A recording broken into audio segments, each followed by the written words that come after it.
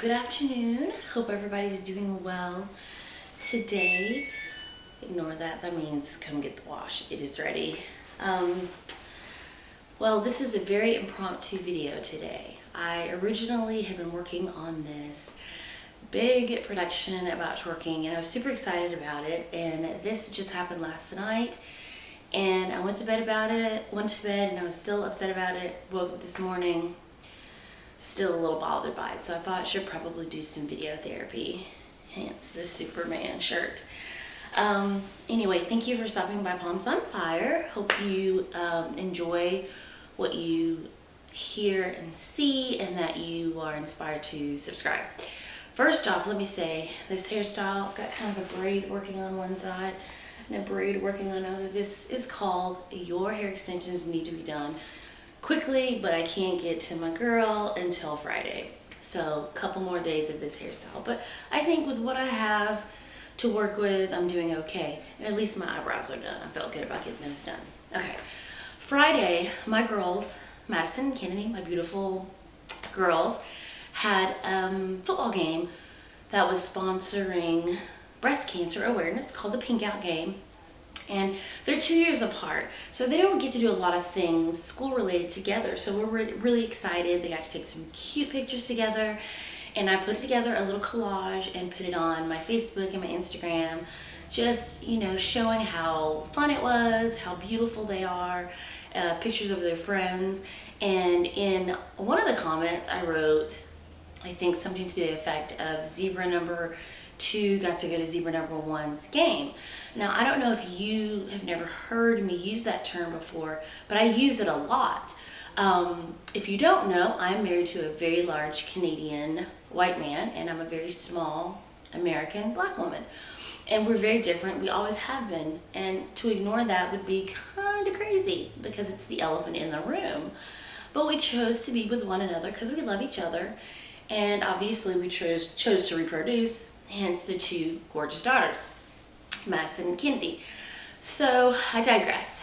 I put this picture up, and after, you know, checking it, after I'd been up a couple hours, I checked it, and this is what one of the response that had popped up said: beautiful daughters.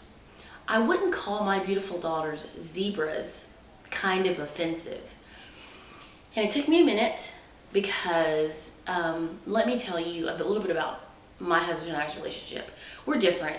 That's a part of who we are. That's why he loves me so much, because I'm so different from him. That's why I love him so much, because he's so different from me. That's how our relationship thrives. And we even spoke about this before we had kids. We had a white side of the family and a black side of the family, because we call it what it is. Why is it a big deal when you call something what it is? Or if it's not, you're not saying it in a derogatory way, what is the big deal? I don't understand. People get upset about nothing. So anyway, when the girls were born, they're 2 years apart, we had no idea how this was going to work. First time parents. So before, we would say, okay, we're going to our granny's house. Well, they didn't know which one we were talking about. So we would say, we're going to the black side or we're going to the white side, until they were able to form their own thoughts, and they called a certain granny or grandma or grandpa or pawpaw. Totally their doing. But then it became to a point where they said black side, white granny, black granny. And that was just a part of the, I guess, the vocabulary in our house. That's just one of the words in our dictionary. We also call them zebras, mulatto, mutts. Anything that's a mixture, because you see, I'm a mixture because I'm married to a white man.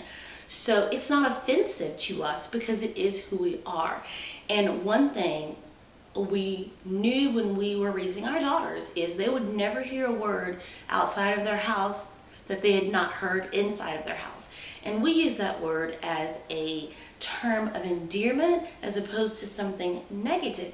So I was completely offended that this person who doesn't have biracial children to tell me her feelings. And she wasn't just trying to better the world, she was trying to tell me how to raise my biracial children that came out of my vag region that I carried for 9 months, and it is 9 months. So this was my response. Bah ha ha ha ha. Offensive question mark. To whom? I made daughters that are black and white. I have and will continue to respectfully honor who they are every chance I can. If you are offended by me calling my flesh and blood zebras, then you haven't met the confident, humble, stunning, and high-minded young women my husband and I have raised. Even they are perplexed at the accusation. I ended with, you should not call your daughters zebras if it offends you. And I try to always ask myself, why does this upset me? Number one, I think it's because it's my children. You know, you love your children with every being of who you are, and you want the best for them.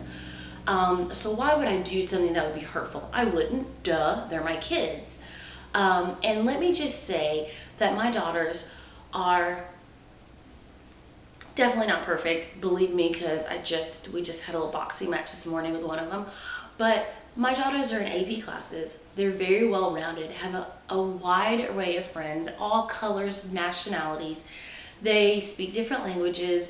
They open themselves up to new experiences, and the world is literally their oyster because we do not put chains on our own children, especially with words or with situations. And that was done so on purpose. I'm offended because I feel as though this is the problem with America. Now, we are a happy family. I think if you look at all of our pictures on Facebook, Twitter, whatever, we are a very well-adjusted family. We have family functions, we go on vacations, we laugh, we cry, we have a normal life. So why would you insert such negativity into my life? I live a positive life. My children are raised in a positive home. And sometimes people, for some reason, need to dig up angst and dirt. And you know what I say to that? Pump the brakes, drive through please. Not gonna happen. I'm gonna need you to do some self-evaluation. I'm sure you're probably having a really bad day, and I'm so sorry because I've had those bad days.